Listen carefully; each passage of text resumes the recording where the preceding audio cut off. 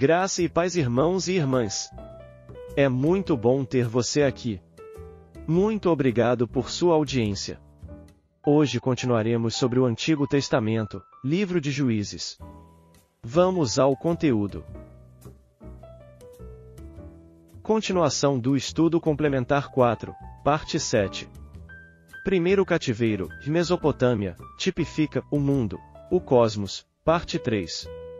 Em Romanos 12:21 nos é dito: não te deixes vencer do mal, mas vence o mal com o bem.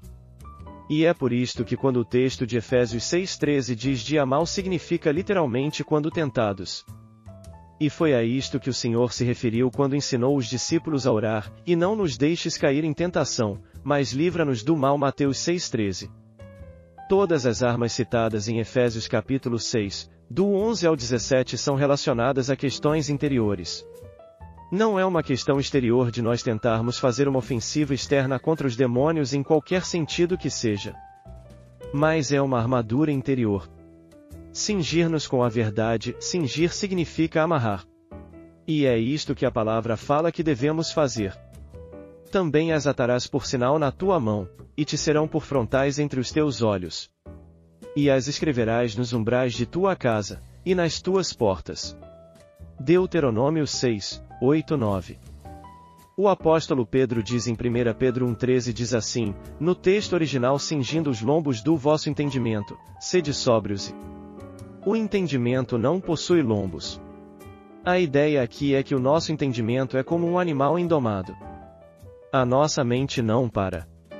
Ela anda para todos os lados. Concebe pecado e logo após boas obras. Ela vagueia. Ela é como um cavalo indomado. Ela é ansiosa, preocupada, inquieta, incrédula. Na antiguidade as pessoas não tinham calças como hoje as temos.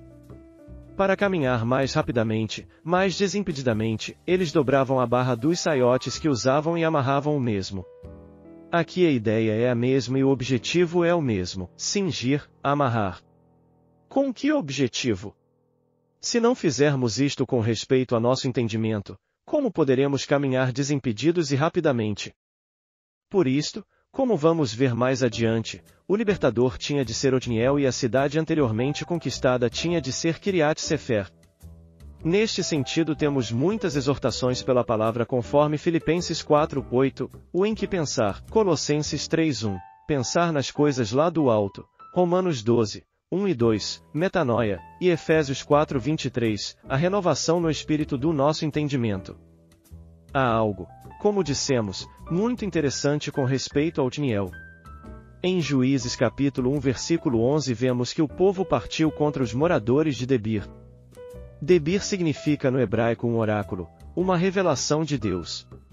Caleb havia feito uma proposição conforme Juízes 1:12. E foi Otniel que entrou a Kiriat Sefer dando-lhe o nome de Debir. Agora, Kiriat significa fortaleza no hebraico. Ocorre que o povo de Deus, Judá, partiu contra os cananeus que habitavam em Hebrom, cujo nome antes era Kiriat Arba, Juízes 1:10. Ocorre que conforme Josué 15:13 este Kiriat Arba, que era um homem, era o pai de Anak, que era um gigante. A descendência do gigante Anak gerou os Enaquins. Logo, se Kiriat Arba era o pai de Anak e Anak era um gigante, então podemos imaginar o tamanho de Kiriat Arba. No entanto, Arba significa força de Baal, fortaleza de Baal. E Baal, no hebraico, significa Senhor. De fato, eles eram adoradores de ídolos. Assim, Kiriat Arba significa força de Baal. Ele era o maior homem entre os Enaquins. E foi ele que foi conquistado por Otniel. No entanto, este Kiriat Arba deu o nome à cidade de Kiriat Sefer. Sefer significa sabedoria. Kiriat Sefer significa fortaleza da sabedoria. Então, juntando todas estas coisas, o que podemos concluir? Que, naturalmente falando, nossas mentes levantam muitas fortalezas contra o conhecimento de Deus. São fortalezas de ambição, de egoísmo, avareza, soberba, autoproteção, fortaleza de religião. Em resumo, nós temos muitas fortalezas contra Deus em nossa mente. O fato de Otniel ter mudado o nome daquela cidade de Kiriat Sefer para Debir é extremamente significativo. Otniel conhecia ao Senhor Jeová. Era como se ele estivesse nos enviando uma mensagem, que a idolatria deveria cessar na mesma medida em que as mentes deveriam ser transformadas. Como? Substituindo as fortalezas do conhecimento humano, da sabedoria humana pelos oráculos de Deus. Em 2 Coríntios 10, do 4 ao 6 vemos mais um texto importante sobre a batalha espiritual. E este texto demonstra onde se travam as batalhas contra estas fortalezas e altivez a elas correspondentes, a nossa mente. Quanto mais meditarmos na palavra de Deus, mais nossa mente vai sendo salva. Nós mesmos somos equipados para sermos transformados. Quando a palavra não é, de fato, o centro de nossa vida, de nossas reuniões, o que acontece é que o nosso coração se torna pouco conquistado, as nossas mentes são tão pouco renovadas, as nossas vontades são tão rebeldes, nossas afeições e tudo mais. Porque tudo começa na mente. Porque a mente governa a alma. O que pensamos governa o que sentimos. Mas é a mente que determina a nossa emoção. A nossa mente tem de ser edificada segundo a palavra de Deus. E isto, certamente fará com nossas emoções se transformem em emoções sadias e coerentes com a revelação de Deus. Se a nossa mente não for um Debir, não for um oráculo de Deus, uma revelação de Deus, que chance nós temos de ser edificados? Em 1 Pedro 4,11 temos a representação no Novo Testamento do significado de Debir. Nós devemos ter em nossas mentes um oráculo de Deus, se, de fato, queremos ter vitória nesta batalha espiritual. Nosso irmão Watchman diz que se queremos ter a vitória numa batalha devemos ganhar as portas daquela cidade, pois quem assim o faz, ganha a batalha, a cidade. Assim é a nossa mente. Ela é a porta de entrada pela qual podemos experimentar a vitória nesta batalha espiritual, se levarmos cativo todo pensamento à obediência a Cristo. O exemplo de Pedro em Mateus 16:22 quando disse a Jesus: Senhor, tem piedade de ti, isto de modo algum te sucederá. É muito claro. O inimigo de Deus, Satanás, tomou a mente de Pedro para que ele proferisse algo que buscava gerar no coração do Senhor, a autopiedade. Mas o Senhor, que conhecia como ninguém a questão de batalha espiritual, pode discernir quem falava por meio de Pedro, e daquela mente não coincidente com a mente de Deus. Por isto o Senhor replicou, ele, porém, voltando-se, disse a Pedro: Para trás de mim, Satanás, que me serves de escândalo, porque não compreendes as coisas que são de Deus, mas só as que são dos homens. Mateus 16:23.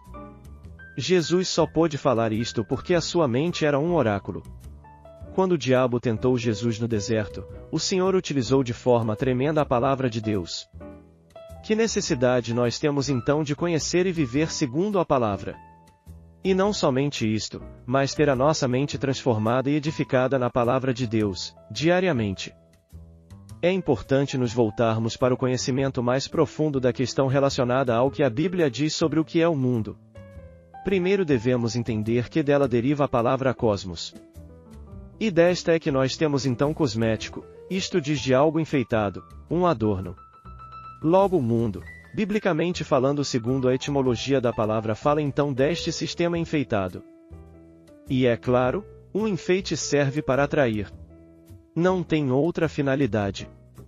Quando o Senhor Jesus disse que nós não éramos mais do mundo, ele queria dizer isto, ou seja, que ele tinha já nos livrado e retirado, objetivamente, deste sistema enfeitado, adornado, sedutor, enganoso. Em 1 João 2, do 15 ao 17 vemos a palavra mundo sendo utilizado 5 vezes em apenas 3 versículos. Em 1 João 4, do 4 ao 6, para demonstrar claramente esta visão de que o mundo é esta esfera espiritual em rebelião contra Deus, o apóstolo diz algo tremendo: Não somos do mundo, porque já somos filhos e estamos em Cristo. Estamos em Cristo no mundo. Obrigado por assistir até aqui. E não perca a continuação do estudo complementar 4, no próximo vídeo. Graça e paz, irmãos e irmãs.